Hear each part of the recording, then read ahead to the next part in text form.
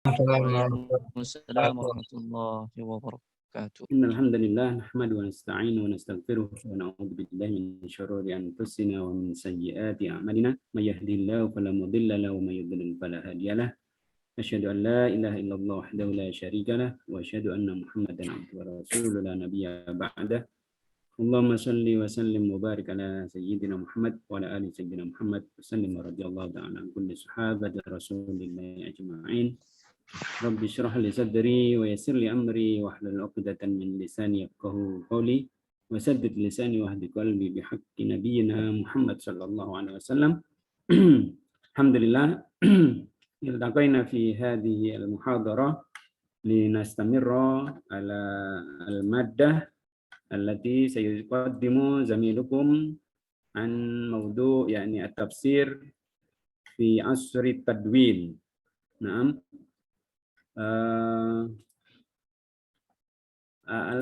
Al-muqaddimun khalas jahizun Insyaallah Ustaz. Insyaallah Ustaz. Ya. Falyatafaddal li taqdim ala al-mas'ulin. Tafaddalu.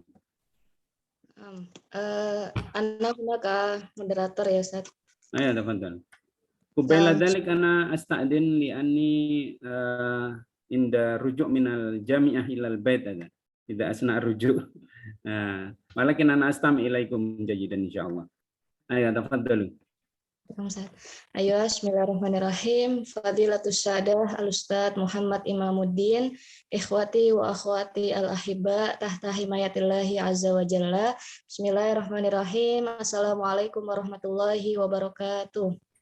Waalaikumsalam warahmatullahi wabarakatuh. Ayo, hamdan wa syukran lillahi azza wa jalla alladzi qad an'amana ni'matas sihah wal afiyah hatta qadarna alal ihtifal fi hadzal masa as-sa'id insyaallah. Wal an ismahu li an aquma ka raisatil jalsah li hadhil munaqasyah wa ma'ana al munaqasyah fi hadzal masa ta'ti minal firqah ar-rabi'ah wa ma'ana kadzalika al mutakallimah al-ula wa hiya ukhtuna Nabila Nailil Amalia wal mutakallim astani yakni akhunal karim Muhammad Al-Farabi. Fala nutilul kalam fahaya nabda munaqasyatana fi hadzal masa bi qiraati al-basmalah. Bismillahirrahmanirrahim. Ayo al-an namdi ilal munaqasyah yakni al-mutakallim al-ula min ukhti Nabila Nailil Amalia fa tatafadhal siyadatuha mashkur. Afwan al-mutakallim al-ula Akhi Al-Farabi. Oh ya, astagfik. Al-mutakallim al-ula yakni akhuna Muhammad Al-Farabi fa yatafadhal siyadatuhu mashkur. Ya, bismillahirrahmanirrahim. Assalamualaikum warahmatullahi wabarakatuh.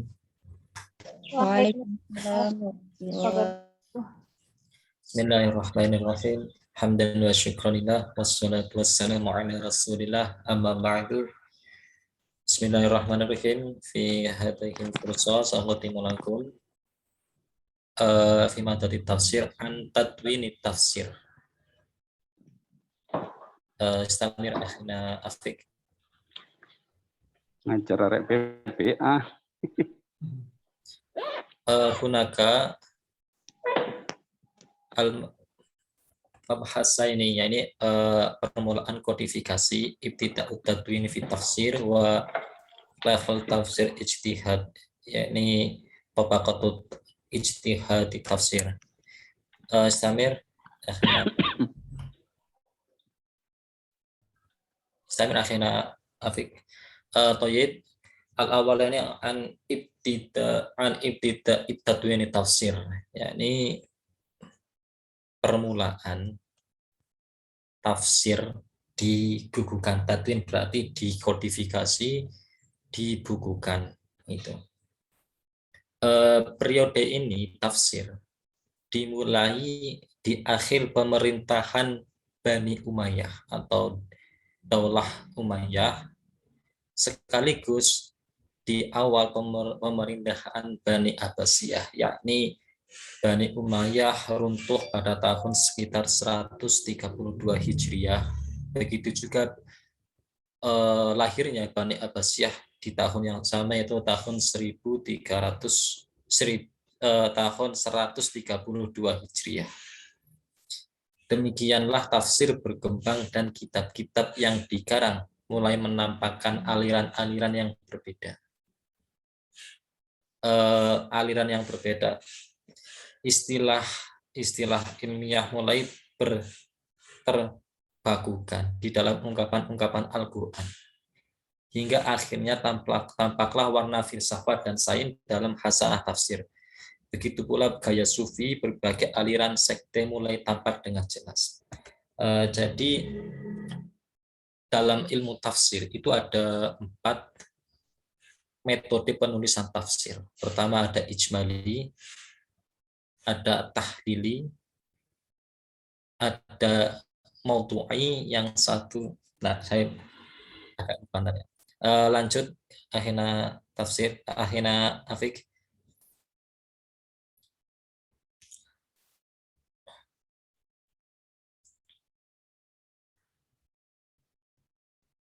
Pada permulaan Abbasiyah, ulama-ulama itu mengumpulkan hadis-hadis tafsir yang diterima dari sahabat tabi'in. Mereka menyusun tafsir dengan cara menyebut suatu ayat kemudian menukilkan dengan ayat yang lain ataupun dengan hadis yang lain yang diriwayatkan oleh para sahabat atau nabi. Jadi pada permulaan tafsir dikodifikasikan itu masih berbentuk birra'yi, dengan bil maksur, tafsir dengan asar, dengan hadis Nabi. Jadi tadwin tafsir pertama itu Al-Quran, kemudian dijelaskan dengan Al-Quran yang lain ataupun dengan hadis dari Nabi, begitu ya. Lanjut, akhirnya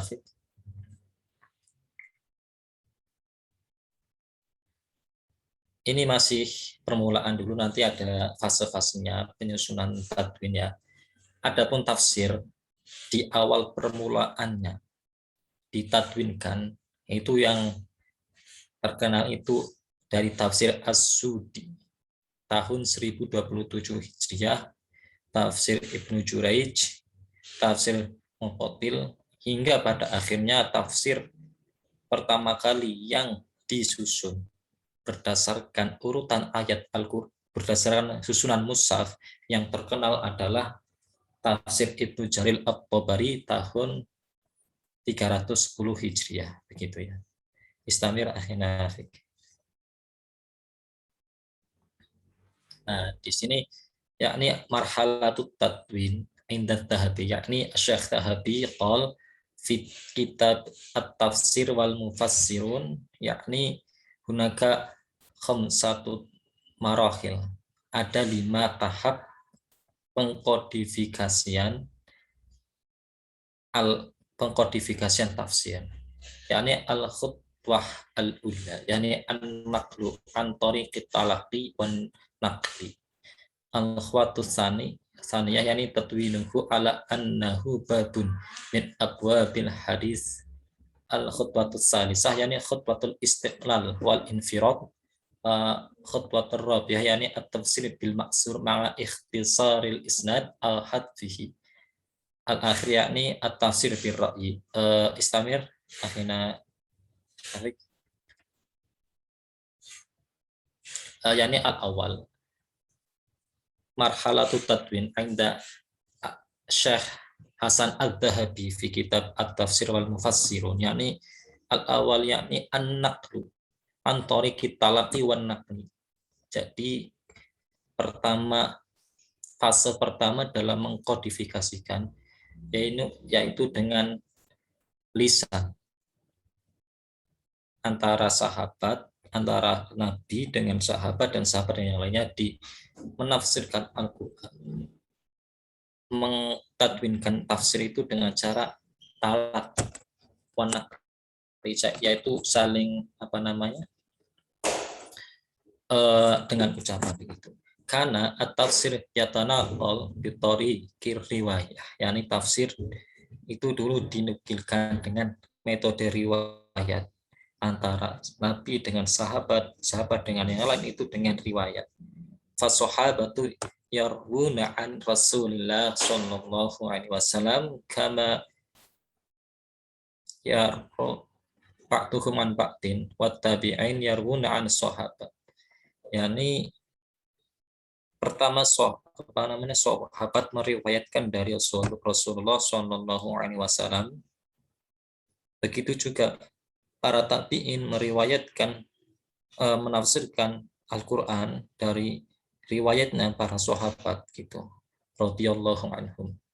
Jadi pada materi presentasi yang sebelumnya kan telah dijelaskan bahwasanya ini materi tentang tadwin ya, bukan masa. Jadi tadwin itu dari masa Rasulullah sampai sekarang, sampai abad ini yang namanya tafsir masih melalui proses yang namanya tadwin.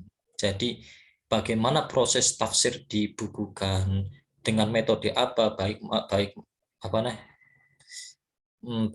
menggunakan metode ijmali, tahlili ataupun maudhu'i. Nah, itu kan sampai sekarang tafsir kan masih bermunculan. Itu yang namanya tadwin, kodifikasi dari zaman Rasulullah sampai sekarang itu. Jadi pada masa pertama yaitu dengan riwayat ketika Nabi meriwayatkan membacakan Al-Qur'an, kemudian menjelaskan. Itu yang penjelasan itulah yang namanya tafsir. Jadi kalau dikatakan antara kalau dikatakan ketika Rasulullah menyampaikan Al-Qur'an begitu otomatis menjelaskan. Nah, itu yang termasuk namanya tadwin tafsir pada masa pertama itu. Kemudian istamir akhina afik wasani, ya ini khutwatus saniyah. Langkah kedua yaitu tadwinuhu ala annahu babun min abwabil hadis, yakni pengkodifikasinya.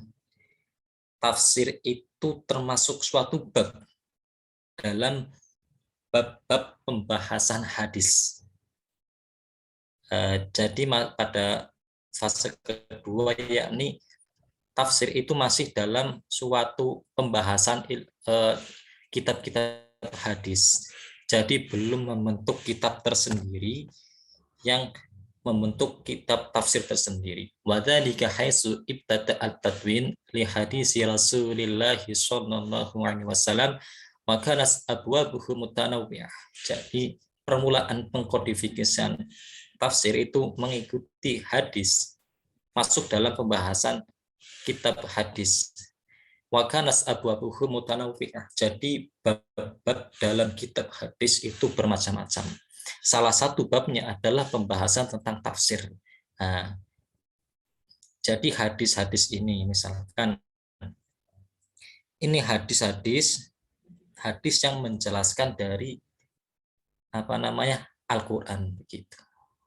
Wa kana at-tafsir baban min hadhil abwab allati istamala 'alaiha al-hadis. Falam yufrad lahu ta'lifun khasun yufassirul Qur'an suratan wa ayatan min mabda'ihi ila muntaha. Jadi belum terbentuk, poin pentingnya apa? Belum terbentuk kitab tersendiri yang membentuk kitab tafsir, akan tetapi tafsir ini masuk dalam pembahasan kitab hadis. Jadi bisa dikatakan bahwasanya kodifikasi hadis sama tafsir duluan mana? Duluan hadis. Tetapi kalau dikatakan hadis sama tafsir itu muncul duluan hadis apa tafsir? Kira-kira mana? Tafsir. Tafsir ya, bukan Al-Qur'an ya, tapi tafsirnya. Kalau Al-Qur'an sama hadis otomatis munculan Al-Qur'an dulu. Tapi kalau tafsir Qur'an sama hadis duluan mana munculnya? Hadis. Jadi ketika Allah melalui malaikat Jibril menurunkan Al-Qur'an, kemudian Nabi Muhammad SAW menyampaikan Al-Qur'an kepada sahabat. Rasulullah itu menyampaikan Al-Qur'an kemudian dijelaskan. Nah, penjelasan ini yang namanya tafsir. Akan tetapi yang namanya hadis adalah suatu qaul Rasulullah. Jadi qaul itu, tafsir itu juga termasuk hadis. Jadi antara hadis dan tafsir munculnya berbarengan. Itu ya. Mafhum? Gitu. Mafhum. Wa min haula'i yaitu Yazid bin Harun. Hadis-hadis atau kitab hadis yang mengandung tafsir pada zaman itu pertama adalah Yazid bin Harun tahun 117 Hijriah, Syu'bah bin Hujjaj, Waqi' bin Jarrah itu. Istamir akhirnya Afik.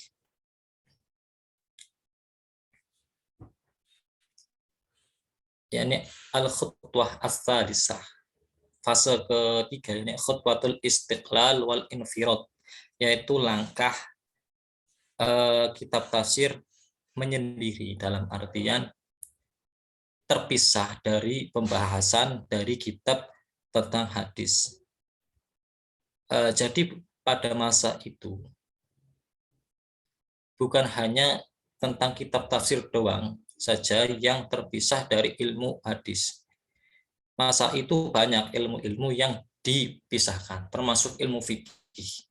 Pada masa sahabat Rasulullah yang namanya tafaqquhu fiddin, itu mencakup ilmu tentang Islam, termasuk syariat, akidah, fikih, akhlak, itu masuk dinamakan ilmu fikih. Akan tetapi pada masa ini, pada masa awal Abbasiyah, itu semua ilmu itu dipisah-pisah, termasuk fikih itu yang membahas tentang amaliyatus ibadah, tentang tata cara ibadah, itu dipisahkan. Yang fikih ini aja gitu loh. Yang akidah ini. Yang ini yang tafsir, begitu juga tafsir itu dipisahkan dari kitab hadis. Infasala bi'anil hadis fa asbaha ilman qa'iman bi nafsihi. Maka ilmu tafsir terpisah dengan ilmu hadis dan menjadi ilmu yang tersendiri. Wa wada'a tafsir li kulli ayatin minal Qur'an. Wa rattaba dzalika ala hasbi tartibil mushaf. Pada masa ini terbentuk juga kitab-kitab tafsir yang tersusun sesuai urutan mushaf. Kalau pada fase kedua tadi kan tafsir, masa itu masih berbentuk riwayat, begitu juga ketiga. Akan tetapi pada masa kedua masih masuk dalam bab kitab hadis. Dan di fase ketiga ini Al-Quran terpisah dan membentuk kitab tafsir yang tersusun dengan urutan mushaf seperti yang kita kenal sekarang dari surat Al-Fatihah sampai surat An-Nas gitu ya. Min haula'i Ibnu Majah Al-Mutawafa tahun 273 Hijriah. Ibnu Jarir At-Tabari 310, Abu Bakar An-Naisaburi. Jadi ulama pertama yang menyusun kitab tafsir sesuai dengan urutan mushaf itu sebenarnya Al-Faro', yaitu pada tahun 210 Hijriah. Itu pada tahun 210 Hijriah. Akan tetapi kalau saya baca lagi bahwasanya Al-Faro' itu yang bukan menyusun kitab tafsir, akan tetapi mengimlakan, yaitu Al-Faro' menjelaskan tafsir begini, kemudian murid-muridnya menulis. Jadi Al-Faro' itu cuma mengimlakan, yang menulis itu para muridnya. Begitu juga pada masa itu kalau kita pahami, kalau kita di umumnya Al-Muwatta, kitab fikihnya Imam Syafi'i, kan katanya karangannya Imam Syafi'i. Sebenarnya Al-Muwatta itu kitab yang diimlakan Imam Syafi'i, tetapi ditulis oleh para muridnya. Tetapi yang terkenalkan bahwa itu kitabnya Imam Syafi'i, padahal Imam Syafi'i cuma mengimlakan gitu ya. Afwan, Imam Malik, Ustaz. Ya Imam Malik gitu ya, maaf. Begitu setelah Al-Faro' ada Ibnu Majah, baru yang menyusun oleh Ibnu Majah sendiri itu oleh tangannya sendiri baru Ibnu Majah tahun 273 sampai Ibnu Jarir At-Tabari dan Abu Bakar An-Nasaiburi. Istamir. Akhirnya Al-khutwah ar-rabi'ah, yaitu at-tafsir bil ma'sur ma'a ikhtisaril isnadi aw hadfihi. Jadi langkah fase keempat adalah tafsir bil ma'sur, masih dengan bil ma'sur, dengan asar-asar, dengan hadis Nabi, ma ikhtisaril isnadi, akan tetapi isnadnya, syarat-syaratnya itu diringkas atau membuang. Jadi apa namanya, pada masa ketiga tadi, tafsir dari fase 1 sampai ke 4 masih dengan tafsir bil maksur, dengan Al-Quran dijelaskan dengan hadis-hadis ataupun ayat lain. Pada fase ketiga tadi, apa namanya, tafsiran dari Al-Quran itu masih isnadnya, sanadnya itu masih lengkap. Dari apa namanya, sanad sampai rawi itu masih lengkap. Dari yang menemukan apa nih, rawinya sampai sanad terakhir itu masih lengkap gitu. Makanya dalam kitab At-Tafsir wal Mufassirun itu apa namanya, Syekh Hasan Adz-Dzahabi itu memuji At-Tabari, ulama terakhir dari tafsir yang mengarang kitab tafsir yang apa namanya, lengkap dengan apa namanya, lengkap dengan sanadnya. Kemudian pada masa 4 ini baru dikatakan oleh Syekh Adz-Dzahabi itu agak, tafsir itu agak menurun kualitasnya. Karena apa? Sanadnya itu enggak lengkap.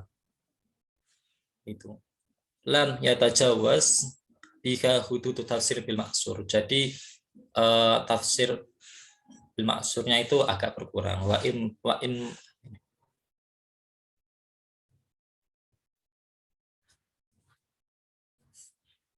Qad tajawasa riwayatuhu bil isnad walakin ikhtasaru bil isnad. Jadi pada masa ini ulama-ulama itu udah meringkas isnadnya, apa namanya, tidak full. Jadi pada masa ini juga dikatakan fase tafsir agak apa namanya, rukun, menurun. Karena apa? Pada masa ini juga lahirnya tafsir-tafsir dengan riwayat Israiliyat. Nah, kemarin sudah dijelaskan bahwasanya Israiliyat itu ada tafsir dengan kisah-kisah Israiliyat lah, ini masuk pada fase keempat ini. Karena apa namanya, riwayatnya kurang, sanadnya kurang, sehingga mudah masuk yang namanya Israiliyat. Sehingga para ulama-ulama dahulu ke zaman ini apa namanya, meriwayatkan bahwa ini dari Nabi, padahal ini pada Israiliyat atau kalam sendiri, begitu ya. Istamir akhirnya Afik. Khutbatul khamisah at-tafsir bi ra'yi. Jadi marhalah terakhir itu tafsir bi ra'yi, lalu tafsir dengan pendapat dan tafsir atau tafsir dengan akal. Jadi tafsir pada masa ini sudah tidak menggunakan riwayat. Memang masih menggunakan riwayat, tapi sudah dicampur adukan dengan pemikiran sendiri, gitu ya. Untuk masalah tentang penjelasan tafsir bi ra'yi itu akan dijelaskan mungkin di pertemuan selanjutnya, ada bab tersendiri ya gitu. Tafsir-tafsir contoh bi ra'yi itu banyak, termasuk kitab tafsir Fakhruddin Ar-Razi. Itu tafsir yang salah satu tafsir yang paling lengkap antara tafsir menggunakan bil maksud dan bil riwayat. Bahkan pada tafsir Fakhruddin Ar-Razi itu sangat mencampur adukan berbagai ilmu. Ada ilmu filsafat, ilmu kalam, ilmu akidah fikih, ini campur dalam kitab tafsir Ar-Razi. Makanya kalau apa namanya, di S3 ilmu tafsir di Al-Azhar itu ada, kalau ilmu jurusan S3 tafsir itu salah satu kitab pokok yang menjadi kajian di doktoral Al-Azhar itu menggunakan tafsir Ar-Razi, Fakhruddin Ar-Razi gitu ya. Terus juga tafsir yang terkenal dari karangan ulama Indonesia itu tafsirnya Prof. Quraish Shihab begitu. Dan lain-lain. Istamir. mungkin Hadami ini selanjutnya dijelaskan oleh Tuna Nabila. Oke, silahkan kepada pembicara kedua untuk melanjutkan presentasinya. Syukran ila ra'isatil jalsah ukhtuna al-mahbubah al-karimah ukhti Bella. Assalamualaikum warahmatullahi wabarakatuh. Waalaikumsalam warahmatullahi wabarakatuh. Allahumma inna na'udzubika min ilmin la yanfa' wa qalbin la yakhsha wa amalin la yurfa' wa du'a'in la yusma' wa min da'watin la yustajabu laha. Allahumma shalli ala sayyidina Muhammad wa ala ali sayyidina Muhammad, amma ba'd. Terima kasih. Hari ini saya akan melanjutkan penjelasan dari saudara Al-Farabi tentang pembahasan tafsir di era kodifikasi. Dan pembahasan kedua kita yaitu tentang level tafsir ijtihad. Di mana yang dimaksud dengan level tafsir ijtihad itu adalah bentuk penafsiran atau macam atau jenis seperti itu. Jadi sudah dijelaskan fase-fase yang ada pada era kodifikasi itu level tafsir nau'nya itu ada di level yang keempat dan kelima. Di mana yang keempat ini muncul yaitu dua bentuk penafsiran. Yang level keempat itu satu bentuk penafsiran yaitu tafsir birriwayah atau tafsir al-ma'thur. Kemudian di level yang kelima yaitu munculnya tafsir ijtihad atau tafsir ar-ra'i. Seperti itu. Bisa lanjut PPT-nya. Kemudian tafsir riwayah atau al-ma'thur itu adalah bentuk penafsiran yang paling tua dalam sejarah kehadiran tafsir dalam khazanah intelektual Islam. Tafsir ini sampai sekarang masih terpakai dan dapat dijumpai dalam kitab-kitab tafsir seumpama contohnya itu tafsir At-Tabari, tafsir Ibnu Katsir dan lain-lain. Next. Kemudian otoritas sumber dalam penafsiran bil ma'thur itu ada 4. Yang pertama yaitu Al-Quran. Jadi untuk menafsirkan penafsiran dalam kategori bil ma'thur ini yang pertama adalah Al-Quran. Kemudian yang kedua itu sunnah Nabi atau hadis ya. Kemudian yang ketiga itu penjelasan para sahabat dan yang keempat adalah penjelasan tabi'in. Seperti itu. Next. Kemudian ada beberapa pendapat tokoh tentang tafsir bil ma'thur. Yang pertama dari tokoh Imam Muhammad Ali As-Sabuni yang mengarang kitab At-Tibyan fi Ulumil Quran.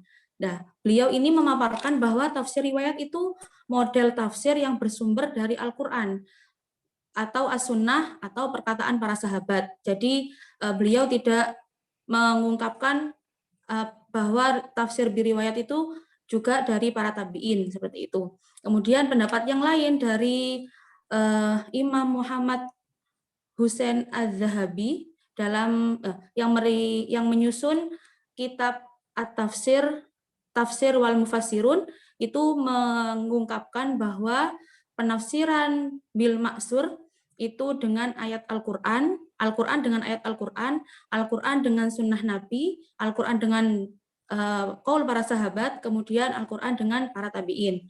Kemudian Syekh Manna Khalil Al-Qattan yang menyusun kitab Dirasah fi Ulumil Quran itu mengungkapkan bahwa tafsir bil ma'thur itu berdasarkan kutipan-kutipan yang sahih, yang berdasarkan pada penafsiran Al-Quran dengan Al-Quran, Al-Quran dengan hadis Nabi, Al-Quran dengan perkataan sahabat dan para tabi'in, seperti itu. Next.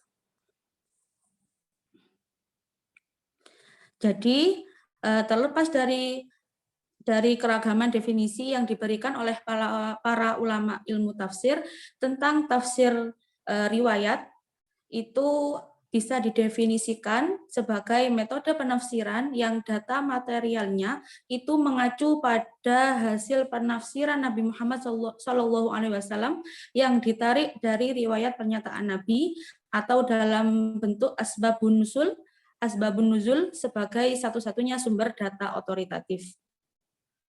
Kemudian lanjut. Nah, kemudian ada contoh tafsir bil maksur dalam surat Al-Fatihah. Jadi sebagian riwayat dari Imam Ahmad dan Imam At-Tirmidzi mengkategorikan lafadz ghairil maghdubi alaihim itu sebagai hasan, kategori hasan.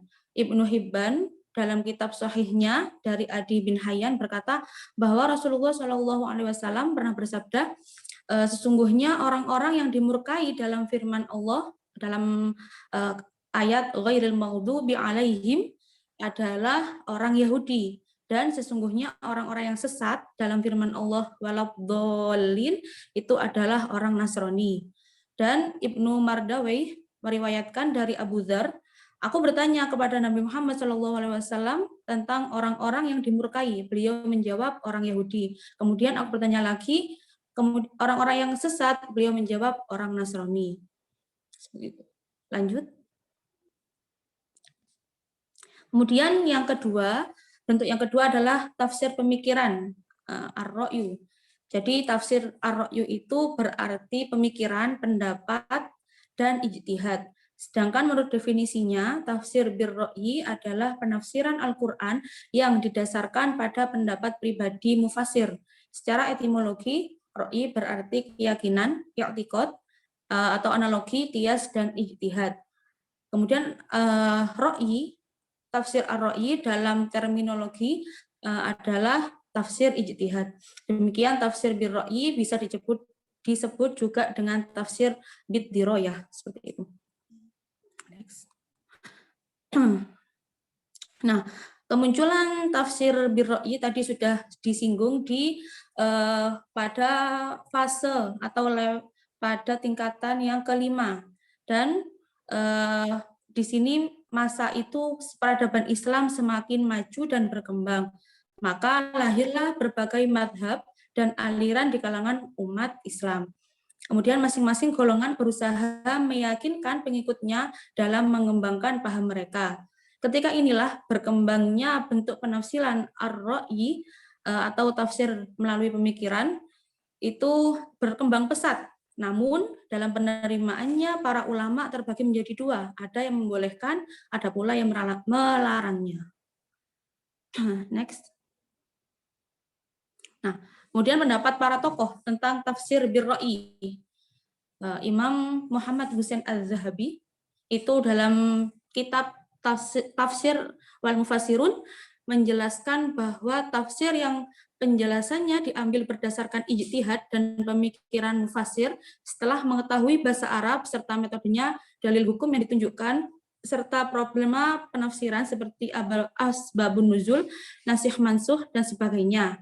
Kemudian Al-Farmawi itu mengungkapkan bahwa tafsir bir-ra'yi itu menafsirkan Al-Quran dengan ijtihad setelah terlebih dahulu mengetahui kosakata bahasa Arab ketika digunakan berbicara beserta muatan-muatan artinya.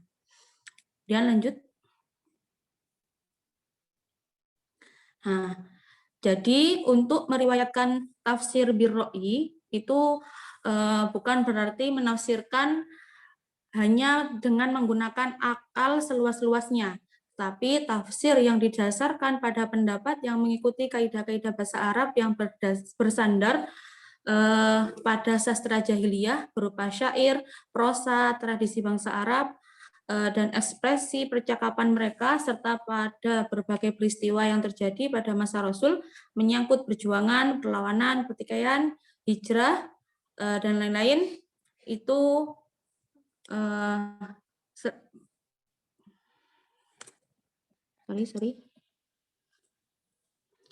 dan beliau dan tafsir bir-ra'yi itu juga menyangkut berbagai fitnah yang pernah terjadi dan hal-hal yang mengharuskan adanya hukum-hukum yang diturunkan ayat-ayat Al-Quran tersebut.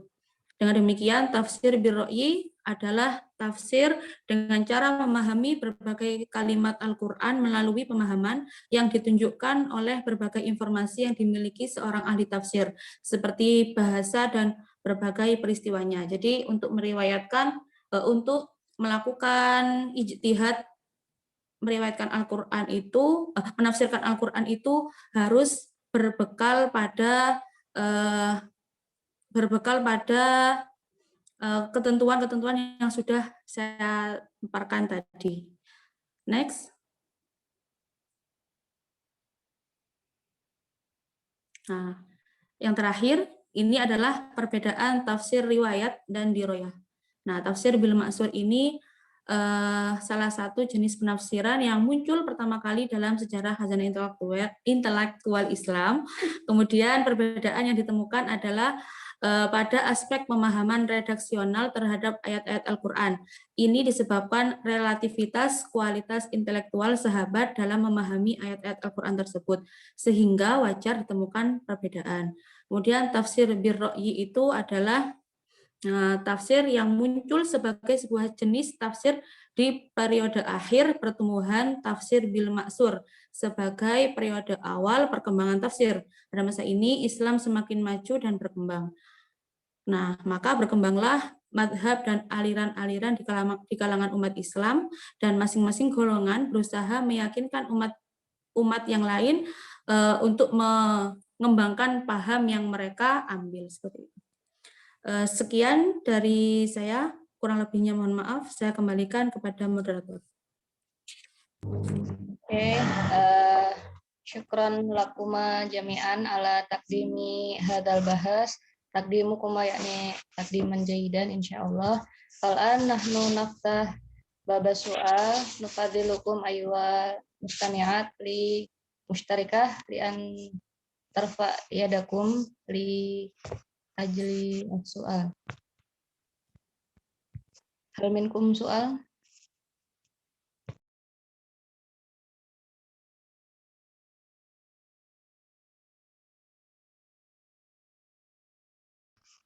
Ayo tafadhol man ladaikum soal. Fal tarfa yadakum. Ayo ra'ayna katsir. Arba'ah ya. Wahid di sana salah sarba homsah. Hunaka uhtina mukhlisah, Nurdiana Nidaul Jannah, Hasan Syukur wa Asbarin. Al-an ana u'tikum fursah li ukhti mukhlisah li an tas'ali awali marrah. Baik, syukran ala hadhihi al-fursah. Uridu an as'al hal mungkin an tu'tiyana misalan an tafsir birra'i. At-tafsir birra'i. Khairan. Aywa, soalukum yakni al-misal min at-tafsir birra'i. Aywa. Ilaman hadha soal ila mutakalim alula wala sani. Asaniyah, naam. Asaniyah, ya, huna al-Farabi. Ayo al-an soal asani nu'tikum ila Ahi Hasan, tafadhal bi soal. Naam, syukran. Yumkin sa'asal li akhi al-Farabi ya. Ana hunaka tariqah fi marhati tadwi an inda zahabiyah hunaka khamsah al-khutwah sa'asal min al-khutwah as-saniyah yani tadwinuhu ala annahu babun min abwabil hadis. Mungkin afwan aku lebih lughah al-Indonesia. Jadi maksudnya gini. Pada masa ini berarti apakah ada kualifikasi ayat-ayat Al-Qur'an itu sendiri yang memang masuk ke dalam masa ini? Apakah memang semua ayat Al-Qur'an bisa ditafsirkan pada fase ini seperti itu? Dan kalau bisa sih Ana mungkin ya, karena tadi belum terlalu paham di fase yang kedua ini, mungkin apakah ada contoh dari langkah atau dari fase yang kedua ini, yang dimana tafsir itu merupakan bagian daripada hadis. Syukran. Hal soal mafhum lil bahisah. Mafhum. Ayo. Nahtu ila sailah asalisah nu'tikum fursah yani fi Nurdiana. Salasah awalan ya. شكرا على الوقت. السؤال إلى أخينا ربي ربما أخي حسن فسأل عن الخطوة الثانية ونسأل إلى الخطوة الثالثة الذي قيل على أن الخطوة الثالثة الاستقلال والانفراد. Ini tadi dijelaskan bahwa tafsir ini terpisah dari hadis. Nah, pertanyaannya, kita ketahui bahwasanya tafsir pertama itu kan dari Rasulullah, yang mana dauhnya atau sabdanya Rasulullah itu menjadi tafsir sekaligus menjadi hadis. Jika tafsir itu terpisah dari hadis, lantas bentuk tafsir al-istiqlal wal infirad ini gimana? Begitu. Bisa dipahami? Bisa. Al-an natafili salasu wasailah awalan ba'at law ma'anal fursah al-wasi'ah nahtu ila salasa alahirah yani hunaka uktini daul ahi asbarin wa uktilola ya. Al-an nufawid ila al-bahisah li'an tujib yani hadhihi salasah. Tafadhal.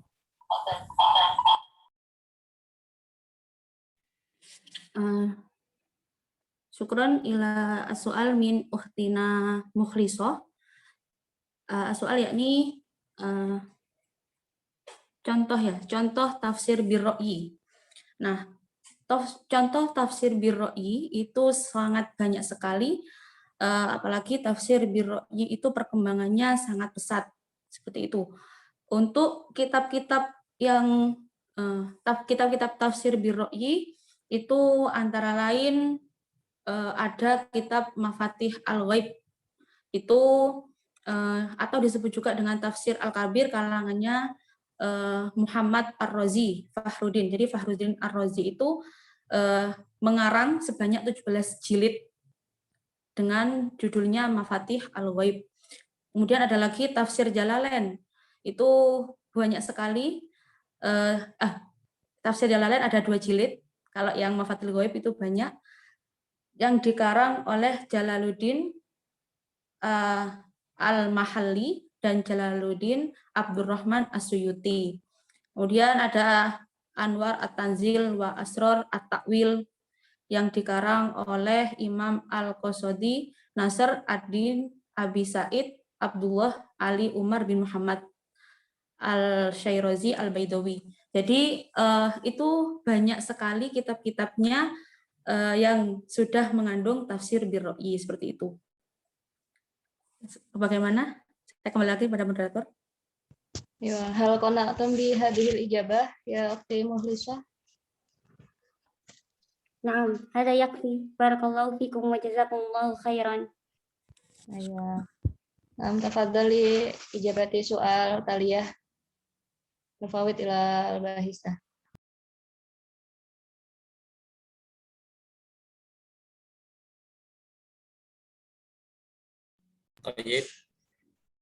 Sedikit menjawab.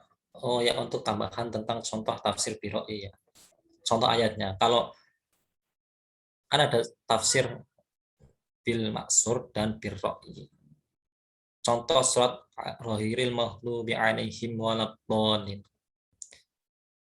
Kalau secara bil maksur Ghairil maghdubi 'alaihim itu ditunjukkan, ada hadisnya ditunjukkan kepada Yahudi wan Nasara. Kemudian ada lagi tafsir birro'i, itu menjelaskan bahwasanya ada banyak sekali yang dimaksud ghairil maghdubi 'alaihim, orang-orang yang dihodop, orang-orang yang dimarahi. Jadi banyak sekali definisi yang tentang siapa sih yang dihodop pada ayat Al-Fatihah itu, ya itu banyak sekali. Tapi kalau secara bil maksurnya cuma yaitu ditujukan kepada Yahudi dan Nasara gitu. Yang pertanyaan yang kedua oleh Akhi Hasan Syukur, yakni bentuk tafsir yang masuk dalam kitab hadis gitu ya. Jadi gini, kalau kita baca kitab-kitab Sahih Muslim, kitabnya Jami' Shahih Imam Bukhari, itu kan hadisnya banyak banget, ribuan, berbagai jilid.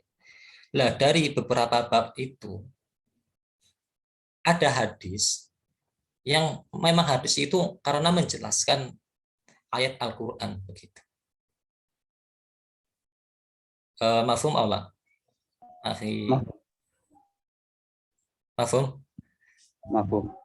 Gitu. Jadi coba buka aja kitab-kitab Sahih Muslim atau Jami' Shahih punya Imam Bukhari atau Imam Muslim, itu di situ memang ada bab-bab yang memang menjelaskan tentang tafsir.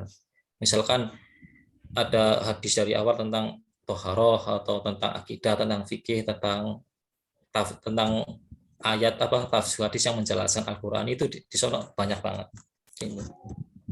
Berarti apa ya? Pengkodifikasian tafsir pada fase ini itu memang tidak semua ayat Al-Qur'an ya. Berarti kalau di sini ayat-ayat yang hanya ada keterangan atau yang ayat-ayat yang ada penjelasannya melalui hadis, seperti itu. Ayat-ayat yang ada penjelasannya melalui hadis. Gini maksudnya. Jadi semua hadis belum tentu tafsir. Tetapi semua tafsir yang bil maksur itu termasuk hadis. Makanya wajar bahwasanya tafsir hadis-hadis yang menjelaskan hadis, maksudnya hadis yang tafsir yang bil maksur ya, itu otomatis termasuk hadis Nabi. Makanya wajar bahwasanya para imam-imam hadis, baik Imam Ibnu Majah, Imam Hambal, Imam Bukhari, Muslim, itu ya pasti mengutip menyusun hadis-hadis yang dimana termasuk juga ada hadis yang memang menjelaskan Al-Qur'an begitu. Jadi semua hadis belum tentu tafsir, tetapi semua tafsir yang birriwayah termasuk hadis gitu. Hadis-hadis yang sahih yang tentang tafsir Al-Qur'an masuk pada kitab-kitabnya Jami' Shahih ataupun Sunan kitabnya Sahih Muslim begitu. Nah, syukran. Tadi siapa lagi ya? Ukti Nurdiana. Nurdiana. Tentang apa tadi? Agak lupa. Fase yang ketiga. Iya, itu yang terpisah dari hadis, maksudnya sama Nabi. Afan suatu makto bisa diulangi? Ya, ini pertanyaannya khutbah bisa anil istiqlal wal infirat yang mengatakan bahwa tafsir terpisah dari hadis. Nah, maksud tafsir terpisah dari hadis ini gimana? Nah, ini kan tafsir pertama memang dari Nabi, setelah itu sahabat, yang sahabat bersandar kepada Nabi, tabi'in pun bersandar kepada sahabat lalu ke Nabi. Terus yang dimaksudkan tafsir terpisah dari hadis gimana maksudnya? Gini. Pengkodifikasian hadis yang terpisah, pengkodifikasian tafsir yang terpisah dari hadis istiqlal wal infirat, yakni para ulama tafsir itu sudah menyusun tafsir sendiri, tidak masuk pada ilmu hadis. Misalkan begini, tafsir yang ijmali sesuai urutan mushaf dari Al-Fatihah sampai ayat Al-Qur'an, kemudian mengutip hadis-hadis Nabi, ditaruh di bawahnya. Mungkin kalau kita sering kita jumpai kan, kalau tafsir biasanya penjelasannya bisa di bawahnya, bisa di setelah ayat Al-Qur'an terus dikutip hadis. Oh, maksudnya ayat Qur'an ini dijelaskan, oh maksudnya ayat ini oh begini, sesuai dengan hadis begini. Jadi kalau dahulu gini, kalau masa masuk hadis, tafsir masuk hadis itu kan ya hadis-hadis tentang Al-Quran itu ya masuk pada bab di hadis. Tapi kalau masa yang istiqlal wal infirad ini ya udah terpisah lah. Ulama-ulama udah mandiri memisahkan hadis dengan tafsir. Jadi tafsir hadis-hadis yang mengenai tafsir itu diambil semua, kemudian ditaruh di ayat-ayat Al-Quran gitu loh. Jadi bikin kitab sendiri ya. Kayak kitabnya Al-Fara'i gitu, Ibnu Majah. Paham Allah. Seperti Diana, qalqanatum biha ijabah. Tapi tidak dikatakan hasil ijtihad sendiri ya? Enggak. Kalau yang ijtihad gini. Tadi kalau yang metode ijtihad yang dimaksud adalah tafsir birra'yi. Jadi cuma para ulama tafsir cuma memindahkan hadis-hadis dari kitab, hadis-hadis mengenai tafsir, hadis-hadis mengenai ayat Al-Quran diambil semua, dipisah. Gitu loh. Jadi apa namanya? Bukan ijtihad, cuma memindahkan cara bahasa lainnya gitu loh. Tafsir yang hadis-hadis gitu.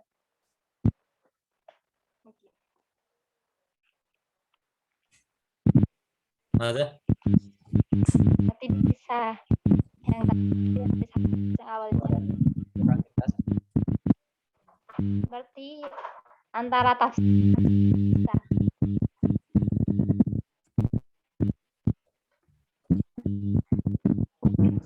Seperti Diana. Kelas, barillah kelas. Ba'da an ra'ayna mazilna indana fursah wasi'ah idan al-an nufawid ila anifan asalasa al-ukhra al-an nu'ti al-fursah li ahi asbarin mungkin tafadhal bi taqdimi su'al. Bismillahirrahmanirrahim. Syukran ya Ustazah Bella, hafizakallah hafizakillah ta'ala. Taib. السؤال كما عرفنا في زمان العباسية هناك تطوير علمي هذا كثير جدا. نعم. طيب balik fakat dari Indonesia. Jadi gini, kan kita tahu bahwa Abbasiyah itu kan tadi bilangnya bahwa tafsir era kodifikasi ini dimulai dari akhir Bani Umayyah sampai di awal Bani Abbasiyah. Dan kalau kita hubungkan sama SPI tadi, bahwa kita tahu namanya Bani Abbasiyah itu, di sana banyak mazhab atau manhaj pemahaman yang lain, yang melenceng dari aswaja. Ada Mu'tazilah, ada Maturidiyah, ada Qadariyah, ada Jabariyah, dan yang lain-lain. Pertanyaan saya adalah, apakah pemahaman-pemahaman yang seperti itu, seperti Mu'tazilah tadi, atau Qadariyah, Jabariyah, dan lain-lain itu, punya implikasi enggak terhadap penafsiran suatu Al-Quran, suatu ayat Al-Quran? Kalau memang ada, seperti apa, dan siapa ulamanya? Itu. Terus, boleh nggak dua Mbak Bella? La ba'sa. Baik. Yang kedua adalah, tadi saya dengar Ustaz Al-Farabi, beliau bilang bahwa di S3 Khairah Al-Azhar sana, mereka dalam ilmu tafsir itu memakai atau buku masdarnya beliau itu adalah kitabnya Syekh Ustadz atau Imam Fakhruddin Ar-Razi. Ya kan ya? Aneh bingung ini.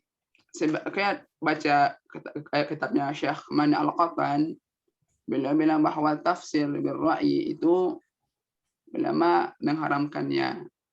Sedangkan yang kita tahu bahwa banyak tadi seperti ya kitabnya Ar-Razi tadi itu kan, tafsir Ar-Razi atau tafsir dan lain-lain itu kan, itu katanya tadi Mbak Nabila kan itu salah satu tafsir yang bil-ra'yi. Dengan pendapat itu bagaimana kita bisa memahami bahwa tidak semua tafsir bil-ra'yi itu dia dhalalah, munkar atau haram, sehingga para ulama mengharamkannya. Hakada. Jazakallah khairan katsiran Ustaz Bella. Barakallah. Ya wa iyyakum. Mafhum ya ini soal ya Bahisa. Ayo, al-an nu'ti fursah ila ukhti Nidaul Jannah لتوجيه السؤال.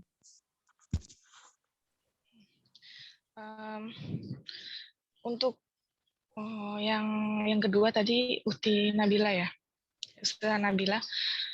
Untuk tafsir biro itu memang benar-benar nggak mengambil dari hadis dan riwayat sama sekali, jadi benar-benar ijtihad atau masih ngambil dari riwayat juga. Terus apakah tafsir biroi itu sampai sekarang masih ada yang berusaha untuk tafsir biroi atau udah nggak ada lagi? Jadi tafsir biroi itu siapa yang biasanya bisa menafsirkan dengan tafsir biroi itu? Atau kalangan tertentu aja? Gitu. Ya, syukran. Uti Nabila, fahimtum as-su'al? Naam. Al-akhir nu'ti fursah li ukhti Lola bi taujihi as-su'al. Tafadhali. Syukran ala al-waqf. Tadi Ukhtina Nabila bilang kalau nggak salah tafsir Ar-Ra'i ada yang membolehkan dan ada yang tidak. Siapa kalau boleh tahu siapa yang mengatakan membolehkan dan siapa yang mengatakan tidak? Gitu. Terima kasih. Nah, al-an nufawid ilaikuma maratan ukhra li ijabati soal fi hadhil wihlah.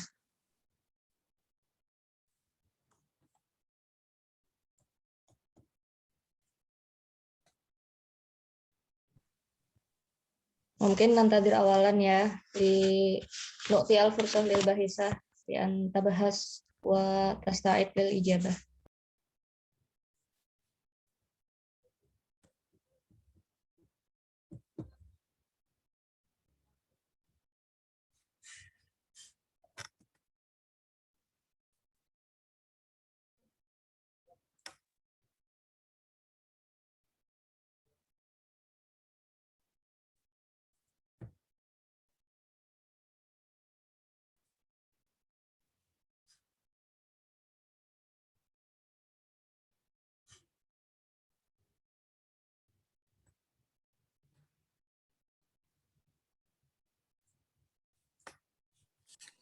Baik, saya mencoba menjawab pertanyaannya dari Ukhtina Nida tentang apakah tafsir birro'i itu hanya menggunakan akal tanpa melihat pada hadis-hadis atau yang lain seperti itu ya.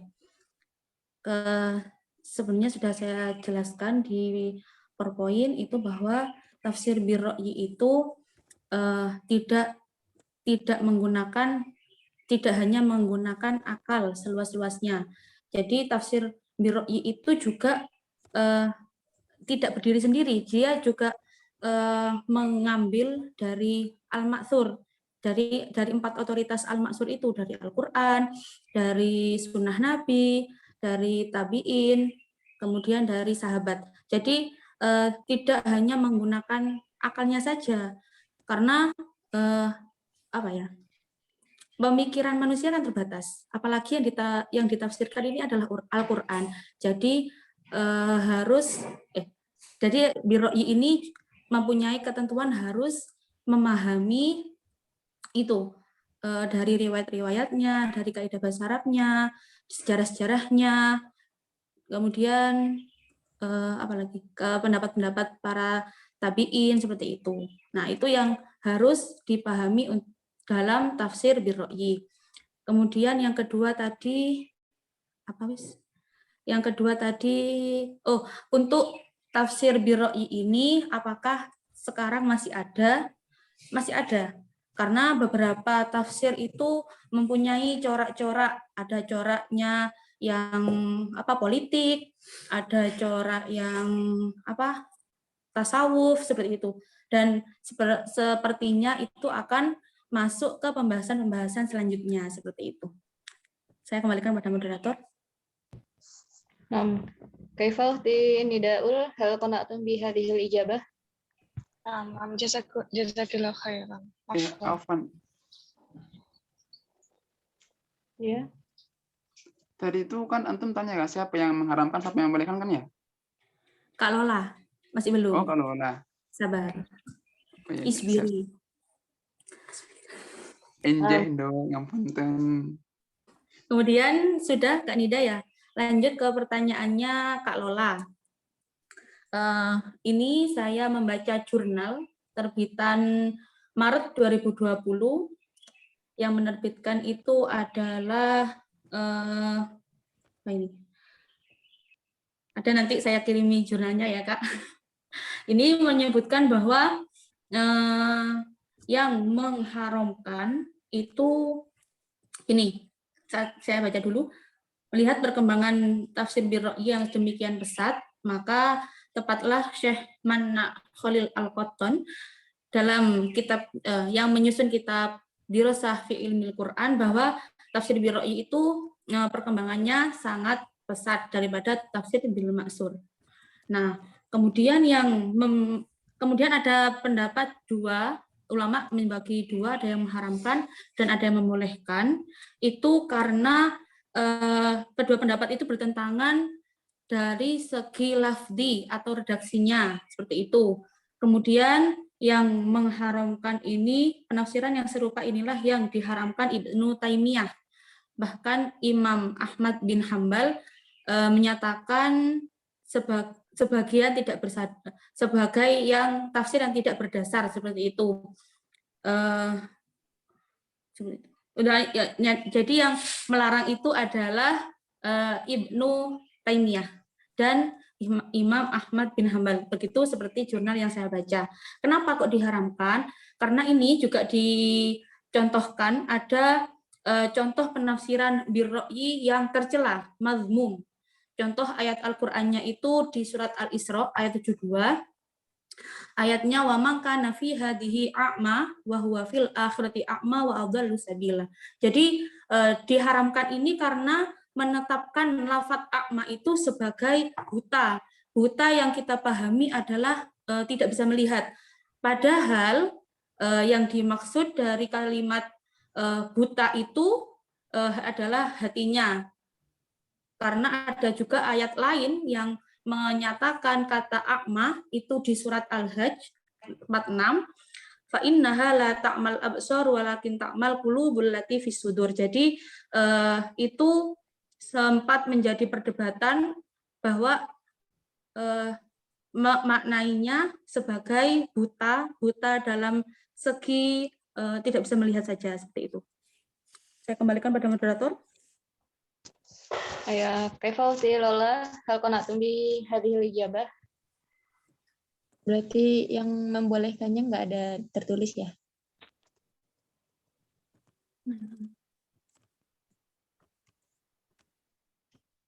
Ulama-ulama yang membolehkannya berarti nggak ada yang tertulis di situ ya, di jurnalnya. Nabila, hal mungkin ijabah?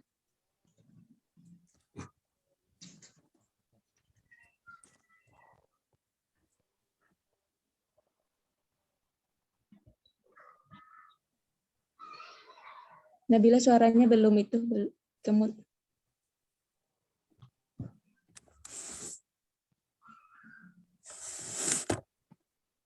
Nabila mana?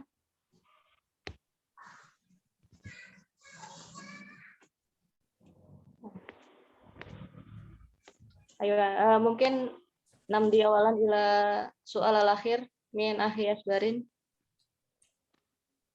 Toyib, tentang zaman Abbasiyah yang banyak sekte-sekte gitu ya. Apakah ada tafsir yang menyimpang aliran tertentu? Dan yang terakhir apa tadi, Akhi Asbarin?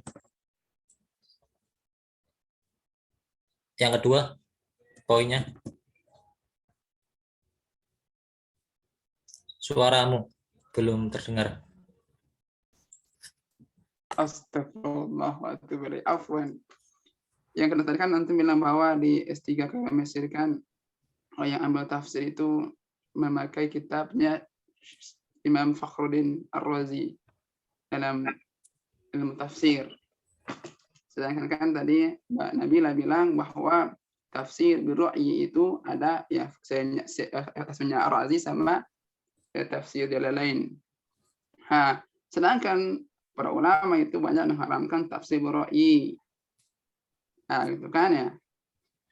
Banyak ulama yang mengharamkan itu dan juga dalilnya sangat jelas. Pertanyaan saya, bagaimana kita bisa memahami atau menggabungkan pemahaman ini supaya kita tidak menganggap bahwa tafsir Ar-Razi itu murni atau semata-mata haram karena dengan ra'yi tadi. Tapi bagaimana bisa menghubungkan sama ini supaya kita bisa belajar juga bahwa ini loh boleh, nggak semua itu pakai birra'yi loh. Buktinya mana? Ini. Oke. Pertama tentang tafsir pada zaman Abbasiyah. Tadi pada zaman itu memang banyak sekte-sekte akidah ya. Maka para ulama itu memberikan syarat beberapa tafsir, memberikan beberapa syarat para mufassir. Di sini ya saya nggak berani bahwa ini gitu, tapi saya cuma membacakan bahwasanya syarat-syarat pertama adalah ya sehat akidah, otomatis sehat akidah apa yang sehat. Nah, kalau para ulama sendiri, mayoritas para ulama yang sehat akidah yang sehat adalah akidah yang mengikuti pemahaman para nabi, sahabat dan tabi'in yang kemudian dikodifikasikan oleh para ulama. Mayoritas mengatakan bahwasanya yang dikodifikasikan oleh Imam Asy'ari dan Imam Al-Maturidi. Kalau begitu, kalau tadi Asy'ari mengatakan bahwa Maturidi memang katanya akidah yang sesat, tetapi mayoritas ulama mengatakan bahwa akidah yang sehat adalah akidah yang mengikuti pemikiran yang dikodifikasikan oleh Imam Asy'ari dan Imam Al-Maturidi. Yang kedua, terbebas dari hawa nafsu. Anda cuma bilang bahwa ada sekte-sekte yang lain yang selain sunnah kan. Apakah Maturidi itu harus sunnah atau bukan? Nah, yang kedua terbebas dari hawa nafsu. Yang ketiga menafsirkan dengan Al-Quran menafsirkan Al-Quran dengan As-Sunnah, merujuk kepada perkataan sahabat, merujuk pada perkataan tabi'in, menguasai ilmu bahasa Arab. Ilmu bahasa Arab sendiri kan banyak banget, gitu ya. Menguasai ilmu yang berhubungan dengan tafsir dan pemahaman yang mendalam, gitu. Mungkin salah satu contoh tafsir yang saya baca di sini adalah tafsir yang menyesatkan ya.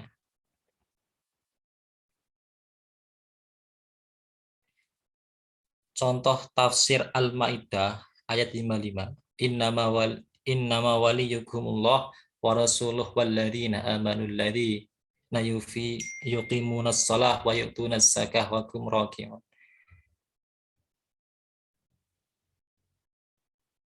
Kata orang tafsir yang menyesatkan itu bahwa ini jelaskan bahwa kata mereka ayat ini turun berkenaan dengan Ali. Kan tidak masuk akal kan. Al-Quran turun pada Nabi Muhammad tetapi dikaitkan kepada sahabat Ali. Nah, itu kan tidak masuk akal. Nah, itu yang cenderung sudah jelas banget tafsir ini sangat tidak masuk akal dan sangat fanatik bagi kaum tertentu, oleh kaum tertentu gitu. Ada lagi juga wa ta'iyyaha udunun wa'iyah. Al-Haqqah ayat 12. Menurut para tafsir yang menyesatkan itu, mereka itu mengatakan bahwa ayat di atas sebab turunnya terkait dengan Ali. Asy-Syaukani terkait dengan Ali. Asy-Syaukani mengatakan bahwa ini adalah riwayat yang palsu. Nah, itu kan jelas banget ayat Al-Quran itu turun pada Nabi Muhammad tapi dikait-kaitkan dengan orang lain. Itu kan nggak masuk akal. Nah, itu termasuk tafsir yang menyesatkan. Itu ya. Kemudian tentang tafsirnya Syekh Faruddin Ar-Razi, apakah itu halal atau haram? Nah,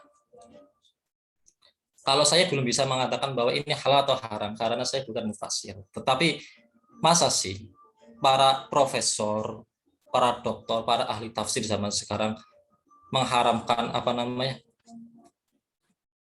mengatakan bahwa ini haram, bukti yang mereka mempelajari gitu ya. Yang kedua, dipelajari di Al-Azhar lagi di S3 gitu. Mereka juga ahli tafsir begitu. Jadi kalau menurut saya sendiri, saya belum bisa mengatakan bahwa saya Ar-Razi itu tafsir yang menyesatkan atau tidak, karena ya para ahli tafsir sendiri mempelajarinya. Yang kedua, bagi saya sendiri, orang yang mengharamkan atau membolehkan tafsir tertentu, kita harus tahu dulu biografi mereka. Apakah mereka juga ahli tafsir atau mereka cuma ahli ilmu tertentu yang lain? Kok bisa misalkan orang ini syekh ini ahli fikih, kok bisa-bisanya mengharamkan tafsir? Kan tidak masuk akal. Karena apa? Mereka bidangnya fikih, kok bisa mengharamkan tafsir tertentu yang dipelajari oleh para ahli tafsir gitu. Yang ketiga, apa yang telah saya pelajari tentang dalam ilmu usul fikih, itu di sana ada yang namanya sumber pemikiran. Sumber pemikiran yang paling tinggi adalah sumber Al-Qur'an, kedua hadis itu. Yang selanjutnya ada sumber pemikiran yang keberapa, itu ada sumber pemikiran yang berdasarkan akal. Jadi Imam Ghazali sendiri mengatakan bahwasanya pemikiran yang sehat adalah pemikiran yang sesuai dengan Al-Qur'an dan hadis gitu. Jadi dari ilmu ini, dari usul fikih ini, bahwasanya mempelajari tafsir atau menafsirkan Al-Qur'an dengan akal, dengan pendapat sendiri, tetapi menguasai ilmu tafsir, menguasai ilmu Al-Qur'an, menguasai hadis, tidak dipermasalahkan begitu ya. Karena salah satu sumber pemikiran, sumber ilmu ini dari pemikiran dalam ilmu usul fikih begitu. Selanjutnya apa namanya? Yang selanjutnya tadi ada kaidah, ada hadis sendiri yang menjelaskan tentang dalam menafsirkan, yaitu hadis man fassara al-Qur'ana bil faqih fal yatawatta ma'natahu finnar. Jadi barang siapa yang menafsirkan Al-Qur'an dengan akal bulusa, di sini diartikan dengan akal bulus, bukan pendapat ataupun pendapat sendiri. Dalam artian tidak menggunakan pendapat yang menafsirkan Al-Qur'an yang menggunakan pendapat sendiri yang tidak berlandaskan ilmu Al-Qur'an dan hadis. Maka silahkan ambil singgasannya di neraka begitu. Mungkin itu dari saya, kalau kurang silahkan ditanggapi. Enggak, gini. Tadi saya mau tanya, emang pertanyaan yang pertama tentang apa Mas Al-Farabi? Tentang contoh, kan kamu tadi bertanya tentang diawali dengan sekte-sekte pada zaman Abbasiyah, karena katanya banyak yang menyimpang. Apakah ada tafsir-tafsir yang menyimpang dari mereka? Pertama itu. Yang kedua tentang tafsir Ar-Razi kan. Tanya saya kayak gini. Kan kita kan tahu bahwa kan dalam Abbasiyah kan ada Mu'tazilah, ada Qadariyah, ada Jabariyah dan lain-lain. Jadi saya tanya kayak gini, apakah pemahaman seperti ini juga berimplikasi terhadap penafsiran Al-Qur'an? Kita pertanyaan saya kayak gitu. Ya, ada. Mungkin Mbak Bila tadi. Terus kalau ada itu contohnya seperti apa dan siapa dia? Nah, tadi ada seperti yang saya kutip ayat Al-Qur'an itu, tafsir Al-Qur'an yang dikarang oleh para ulama Syiah itu sangat fanatik dengan Khalifah Ali, sehingga semua ayat Al-Qur'an yang memberikan bersuara tentang keimaman, tentang termasuk itu ditunjukkan aslinya kepada, kata mereka, kepada Ali, itu bukan pada Nabi Muhammad. Itu tafsir yang dikeluarkan oleh para ulama Syiah begitu. Otomatis implikasinya ya sangat berbahaya. Padahal sudah jelas bahwa Rasul terakhir itu Nabi Muhammad. Kok dikatakan kalau saya pelajari sendiri bahwasanya Al-Quran itu aslinya, kata mereka, kata ulama Syiah, Al-Quran itu aslinya turunnya kepada Ali bin Abi Thalib, tetapi Malaikat Jibril salah alamat, kata mereka. Harusnya kepada Ali, tetapi kepada Nabi Muhammad. Kata ulama Syiah begitu. Padahal sudah jelas Rasul terakhir itu Nabi Muhammad, gitu. Khatamul Anbiya wal Mursalin. Nah, begitu. Oke, syukran. Yang mau menanggapi yang kedua tadi, saya bukan tanya halal atau haramnya tafsirnya Syekh Ar-Razi itu. Anda kan cuma tanya tadi gini, kan tadi Anda bilang bahwa syarat-syarat memfasirkan yang pertama kan dia harus mengetahui atau dia harus mengambil dari Al-Quran, Sunnah, dan istihad para sahabat atau para tabi'in. Kalau kita hubungkan tadi kan yang dipaparkan oleh Mbak Bella tadi itu kan bahwa tafsir biroi itu kan dia bilang kan haram. Ada sebagian mengharamkannya dan menghalalkannya. Yang mengharamkan itu banyak. Sedangkan yang menghalalkannya itu tadi belum disebutkan siapa aja gitu kan ya. Jadi poin saya tuh dengan pendapat yang ini itu apakah dalam tafsirnya beliau itu mungkin apakah semua pakai tafsir biroi biduni dalil, apakah ada juga yang pakai dalil? Kalau emang ada yang pakai dalil, itu apa bedanya sama tafsir bil maksur? Tapi nggak usah diperpanjang, mungkin yang lain aja, kan udah jam 5 kurang. Tapi waktu mau menanggapi nggak apa-apa, Ustaz. Oke. Sampai saat ini saya belum pernah buka kitab tafsir Ar-Razi, gitu ya. Jadi belum tahu bahwa di situ ada dalil atau enggak. Tapi pada umumnya tafsir birra'yi mereka mengutip hadis Nabi semua, kemudian dijelaskan dengan pemikiran mereka sendiri begitu. Umumnya tafsir birra'yi begitu. Tapi sampai saat ini saya belum pernah buka kitabnya Syekh Farin Ar-Razi. Jadi boleh kita memahami Al-Quran atau hadis dengan ra'yi sendiri gitu. Apa? Ya kan tadi Anda bilang bahwa hadis dari tafsir birra'yi itu menukil dari hadis, kemudian hadis ini dipahami dengan akal sendiri. Kata? Kan tafsir, kemudian dimasukkan hadis-hadis Nabi. Tafsir ini, ayat ini dijelaskan dengan hadis Nabi, kemudian dilanjutkan dengan pendapat sendiri. Maka wajar banyak tafsir-tafsir yang berjilid-jilid gitu. Sampai 15 jilid sampai 17 jilid dalam tafsir Qurtubi sampai belasan jilid, tafsir Imam itu kan banyak. Itu kan kalau umumnya kalau tafsir yang cuma dengan hadis dijelaskan dengan maksur itu cuma beberapa jilid doang, itu paling 1 jilid itu. Pak, kalau sudah cukup kalau sampai di sini. Anda kembali pada Mbak Bella. Ya.